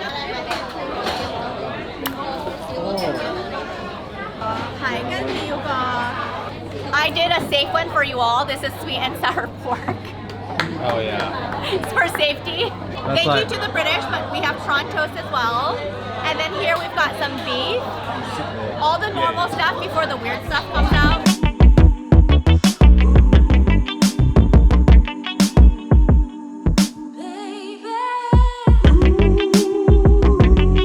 It's your friendly squab. Squab, like what? What's squab? Swallow. It's kind of similar to a pigeon. It's going to make me feel. No, it's not. Oh, mate, he's got an eyeball. He's got a beak. 3, 2, 1, cheers. You've got it, mate. Oh, wow. Yeah, no, that's my favourite dish. Mate, the neck is like what kills you. The beak's sweet. It's crispy. It's almost like a chicken wing. Please, just don't say spirit. Right. Which one of these three guys played the most for Australia? I can go with Swoop. Well done. You win. Why? I just think you have the most white hair. Great hair. That's a good question. Who's the oldest out of these three? Oh man! Out of which three? These three? Drew, Swoop, and... I'm gonna go... Matt. 2 out of 2. Are we for real here? I watched the show, obviously. You should tune in. That'd be impressive.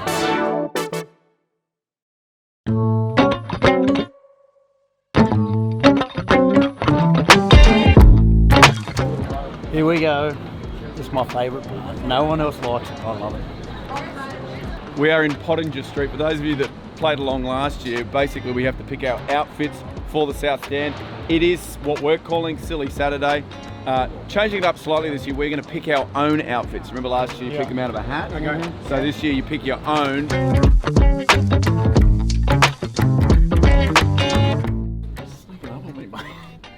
That could be you.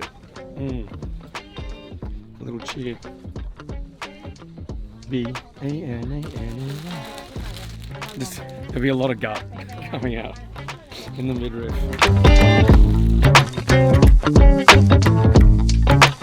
Biv is Taylor Swift and I'm Travis Kelce. It's doable. Shake it off. Baby. Oh, that's, yeah. Cute. Yeah. Beautiful. You have to fix that. Would you mind to take off your jacket? I'd love to. Thank you. Feeling it. Disco, baby. That won't get us in strife, will it? Wow, hey. Oh, mate, surprisingly, I feel quite comfortable. Pink bob would be delicious. Mm. Could I try? Yeah, the pink's good. Pink. Yeah, they got better. Okay. Oh, is that pink? It looks orange in these glasses. That's very pink. Wow. Hey, you try these on, everything goes orange. All right, I think I'm sorted. Prof, you in there? Didn't see me, huh? Wow, that's a good look. Does that look alright? 啲叉喺嗰度啊，我收埋咗啊。 Nice.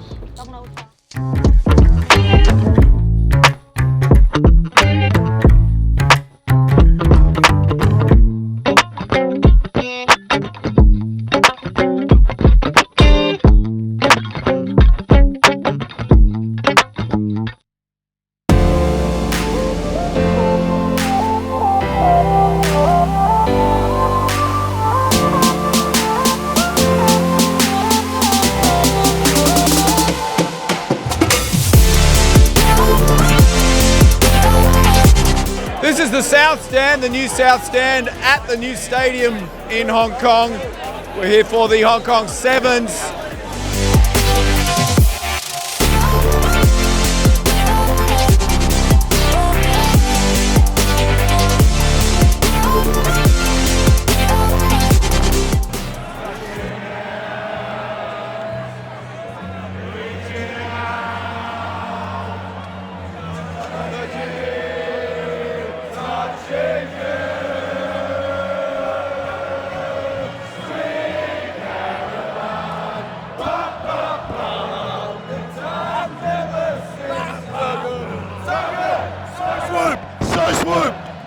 No, hey, what are you dressed as? I'm just a turtle. Sweet. All right, that was a turtle. Who are you dressed as?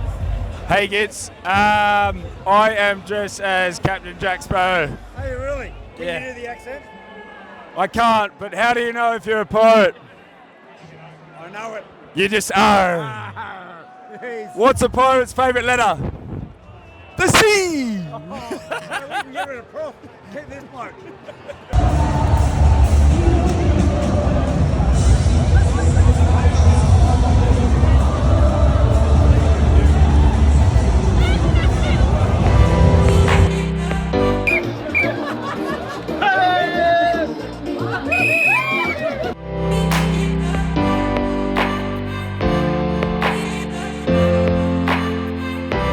We're in the HSBC. Sweet. Quirky and I are watching the Aussie boys on this giant big screen. Swing it around for me, Bailey. Hello. And Quirky's, she's being too loud. Yeah, we'll keep it down for the ball She got Carnage. squished.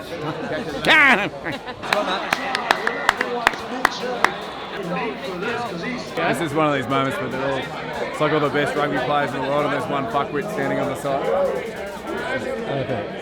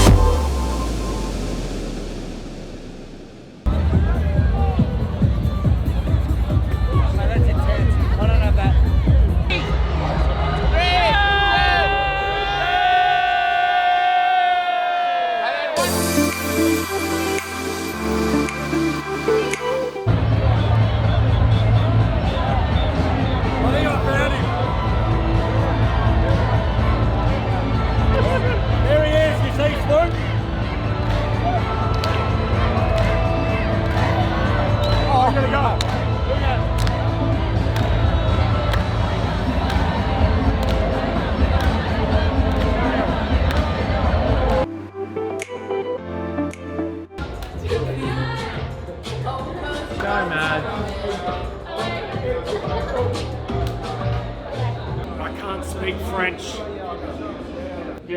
Swoop. I just think it was best just to keep him out of the way. There are a lot of legends there. He's a liability. Love him, but he's Swoop's a liability. prepping for the show tomorrow at the moment. Yeah, he's watching the Super. Watching the Super Rugby.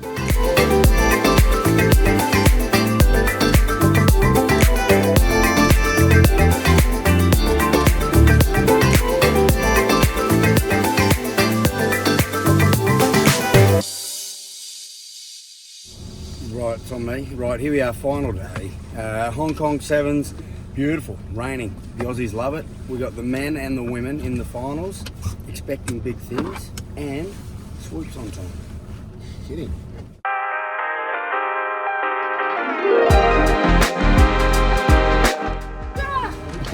Oh, what's 98 kilos? I just want to cheers to our last Hong Kong Sevens. Cheers. Mate, it's the gift that just keeps on giving.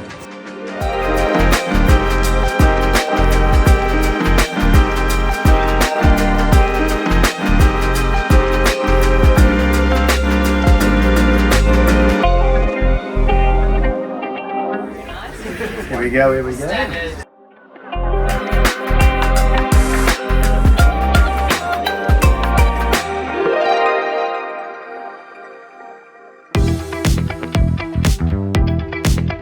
Here we are on our way to the Hong Kong Tourism Board box to watch our Aussie girls play in their first semi-final. We're pumped, all the boys are pumped.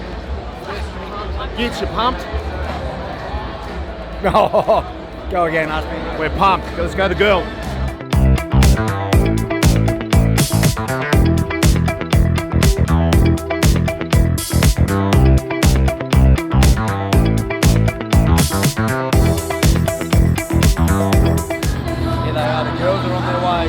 My prediction, so what's going to happen is, Jesus mate, are you as close as it feels with that camera? So my prediction would be Australia 34-7.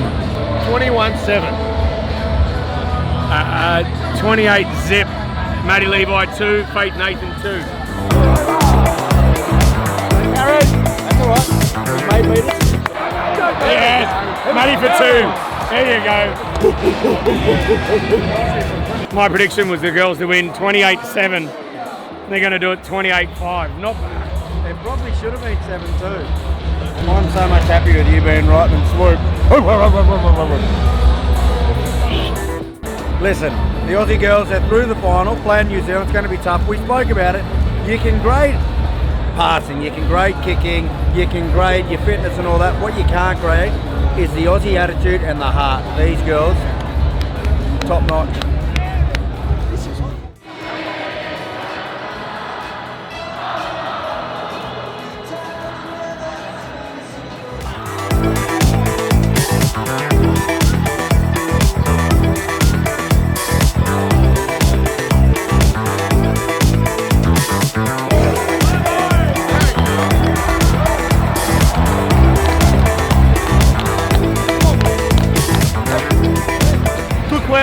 What do we got? Aussies, it's going to be tight, 19-17. Oh, this is going to be a bloodbath. This will be tough. I think it's low, like 14-12. Aussies will win 19-5. Argentina will forfeit at half time and they won't come back out because we're too far in front.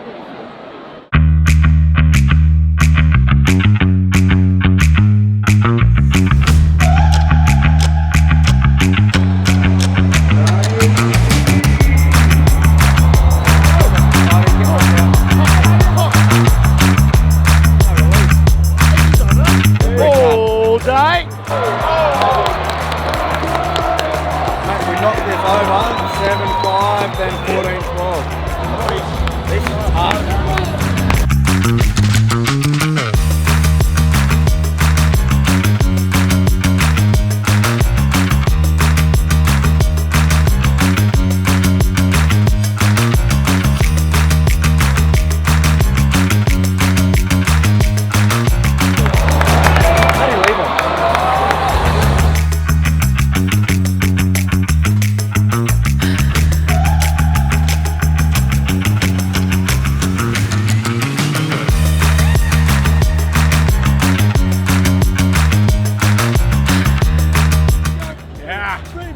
are done. Bye, Hong Kong. Bye, Hong Kong. I want 3 more weeks.